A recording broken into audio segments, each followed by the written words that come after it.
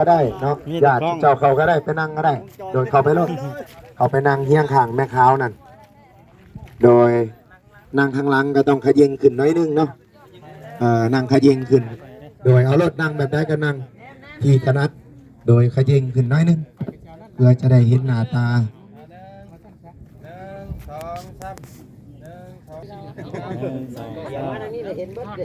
ก็ถือว่าบันโคกเขาก็สูญเสียบุคคลสำคัญอันเป็นที่หักเนาะผู้ใหญ่หากไปขอขอบคุณใจทางการนำบ้านเอาแก่แนวโฮมทุกภาคส่วนเนาะทางในบ้านบุญเล่งในบ้านถาวรในเพิ่นดูแลความสะดวกสบายให้แก่บ้านเมือง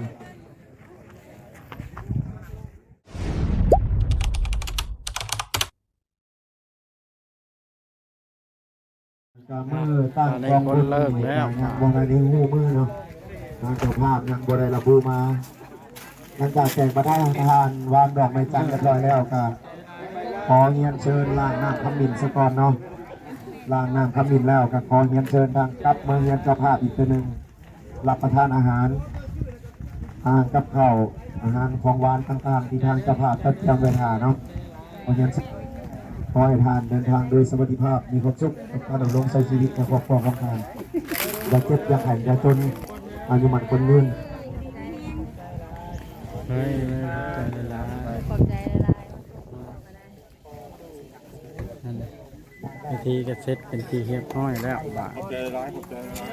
บใจหลาย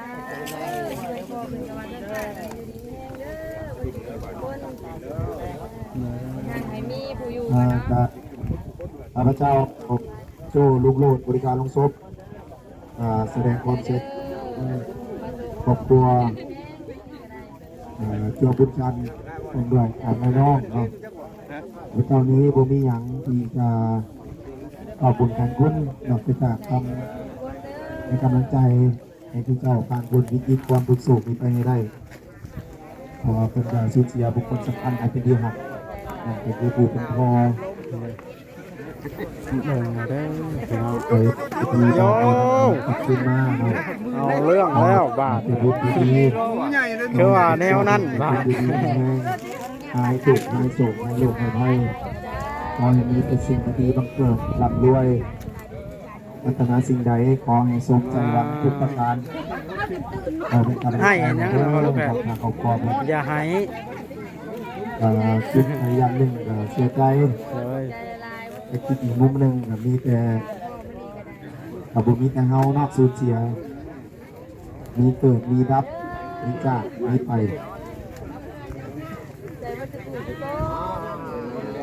ในการพอเท่าเป็นมีชีวิตอยู่เป็นผู้สร้างเป็นงานคนดีว่าไม่น้อยเนาะเป็นอุปโภคโมทนาถนนเส้นทางพวกหมอโรงเรียนวัดอารามชุมบ้านเมืองพัฒนาลูกหลานก็อยู่เย็นเป็นสุขเป็นยูทูบเบอร์บ้านโคกหลายๆคนนอกซอยเหลือคนที่ทุกคนที่บ่มีคือว่าเป็นบุญละบ้านโคกเรานี่สุดยอดของแขวงสวรรณเขตเนาะวัดจุบุสุขวันเด้อต่างๆไอ้น้องเราขอให้สุขเจ้าประสบความสำเร็จโดยท้ายรูปโดยเลยบัดนี้จวนประธานสภาจะมือกล้องเด้อเอามาถ่ายรูปให้จวนไปหาเพิ่นเอง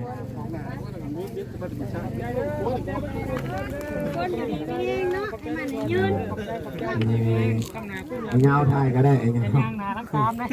เงามือกล้องให้งานมือดีแหละไทยให้งามขัดกล้องโดยแม่ขาวนางลงเด้อนางคุกเข่าลง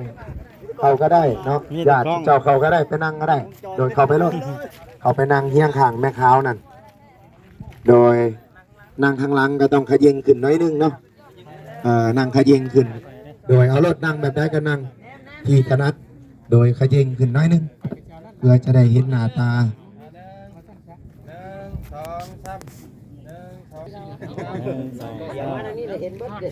ก็ถือว่าบันโคกเขาก็ สูญเสียบุคคลสำคัญอันเป็นที่หักเนาะ 1 2 3 ผู้ใหญ่หากไปขอขอบคุณใจทางการนำบ้านเอาแก่แนวโฮมทุกภาคส่วนเนาะทางในบ้านบุญเล่งในบ้านทาวรมีเพิ่นดูแลความสะดวกสบายในแก่บ้านเมือง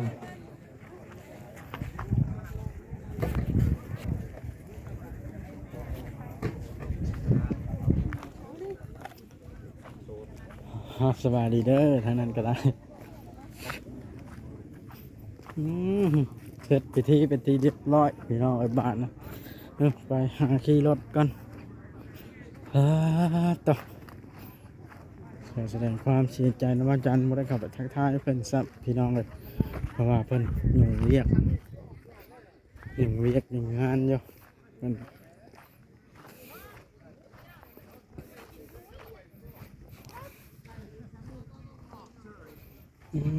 ปลาลายลีหนองพ่อลูกแฝดเนี่ย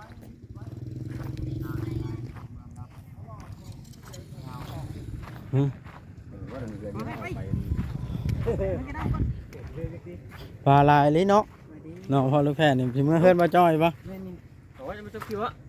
ยังแล้ว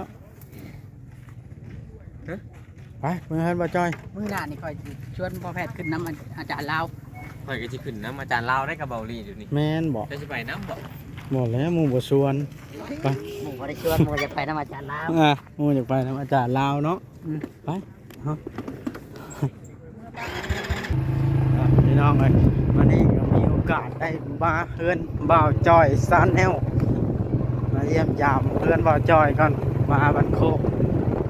มาส่งสการทางพ่อบ่าวจันแล้วก็ได้พี่น้องเลยก็ต่อบ่าวจอยซานแนลคือบ่ปุ๊กเกยออกมานี่บ่าวจอย ข่อยบ่มีเงิน ต่อปุ๊กออกมาแล้วพี่น้องผู้รัก ไม่ใช่ลาวคิมินน่ะ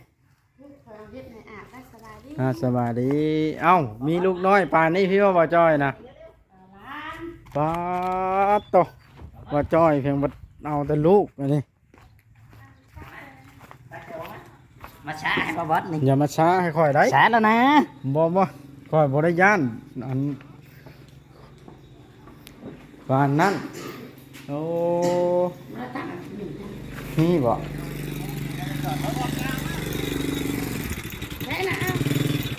ฮะเคยเห็นนั่นเฮือนบ่จ้อยจักเทื่อพอลูกแพทย์เจ้าเคยเห็นคือกันกับพ่อนี่บ่มานี่ ก็เห็นเนื้ออยู่ บ่มานี่นะ อ๋อมื้อนี้เห็น มานี่เดี๋ยวนี้แล้วเนาะ เดี๋ยวนี้ เดี๋ยวมันญาติแล้วบอกนี่ใครเอง ไอเอง บ่จ้อยบ่ขายให้ซ้ำ เฮ้ย บ่ บ่จอยน่ะ บ่จ้อยกินข้าวก็ปู่ ใช่ ขออนุญาตเด้อไปเชี่ยวเด้อ อาหารบ่จ้อยปัตตบ่จ้อยและข้าวลายอีหลีอันนี้ต้องอันนั้น คนบ่ได้เห็นหน้า บ่ได้เห็นเฮือนบ่จ้อยแต่หึงล่ะมาเพิ่นเข้าเพิ่นลายแห้งอันนี้โต ไปถ่ายดู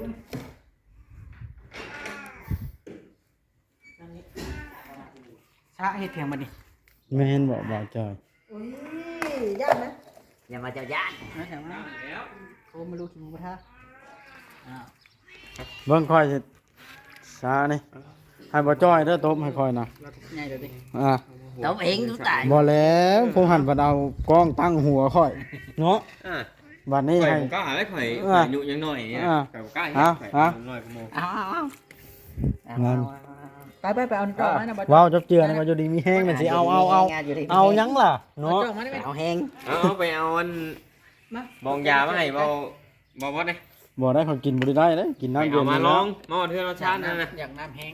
น้ำเย็นเลย สิได้จบคลิปซ้ำนี้เด้อบ่แพทย์เด้อ สบายดี